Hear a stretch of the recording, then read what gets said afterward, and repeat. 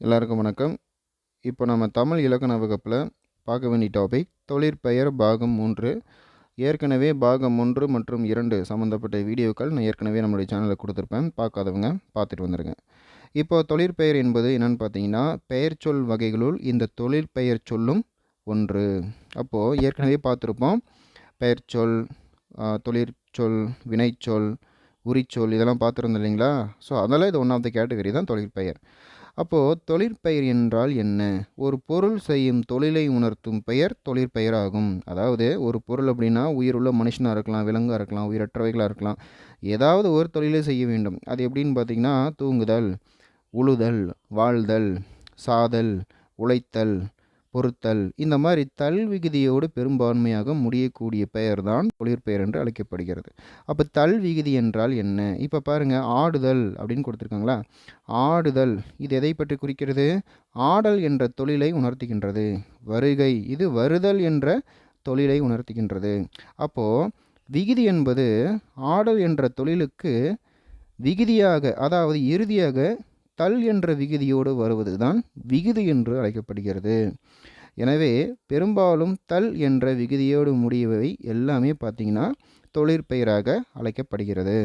இப்போது தொழிற்பெயரின் ஈற்றினால் கடைசியில் என்று அர்த்தம், அல்லது விகுதி என்றாலும் கடைசி என்று அர்த்தம்.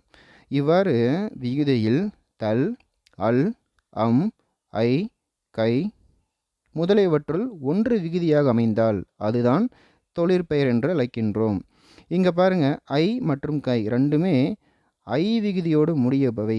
எனவே இதை நான் பாக்ஸ் பண்ணி வச்சுருக்கேன். இதுக்கான வித்தியாசம் நான் சொல்கிறேன், வெயிட் பண்ணுங்கள். இப்போ சில உதாரணங்கள் கொடுத்துருக்காங்க. இப்போ பாருங்கள், பேசுதல். இந்த பேசுதல் அப்படின்ற விகுதியை பிரித்து பாருங்கள். பேசு என்பது ஒரு கட்டளையாக வரக்கூடிய ஒரு பகுதி. இங்கே விகுதி என்பது எதை கொண்டு முடிந்திருக்கிறது? தல் விகுதியோடு முடிந்துள்ளது. எனவே இது தல் விகுதி.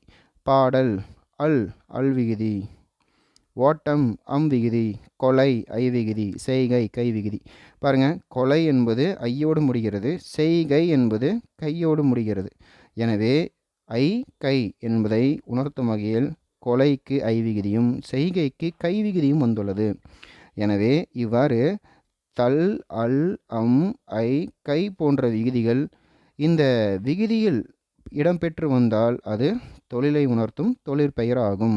இதனால் புரிஞ்சுக்கணும். இவ்வாறு விகுதி பெற்று வரும் தொழிற்பெயரை விகுதி பெற்ற தொழிற்பெயர் என்று அழைப்பர். இதனால் பார்த்துக்கோங்க. இதுக்கப்புறமா விகுதி பெறாத தொழிற்பெயர் என்றால் என்னன்ற மாதிரி கேட்பாங்க. சரிங்களா? அப்போது விகுதி பெற்று வந்தால், அதாவது தல், அல், அம், ஐ, கை இது போன்று பெற்று வந்தால் விகுதி பெற்ற தொழிற்பெயர். இவ்வாறு தல், அல், அம், ஐ, கை இவ்வாறு விகுதி பெறாமல் வந்தால் விகுதி பெறாத தொழிற்பெயர். இவ்வளோதாங்க வித்தியாசம். ரொம்ப எளிமையான ஒரு வீடியோ. கண்டிப்பாக இதை தெரிஞ்சுக்கிட்டு போனீங்கன்னா கொஷின்ஸ் எப்படி கேட்டாலும் இது சம்மந்தப்பட்ட ஒரு கொஷின் வந்தால் கண்டிப்பாக ஒரு மார்க் நமக்கு நிச்சயமாக கிடைக்கும். ஓகே, வாழ்த்துக்கள். மீண்டும் அடுத்த வீடியோவில் சந்திக்கலாம். தேங்க்யூ.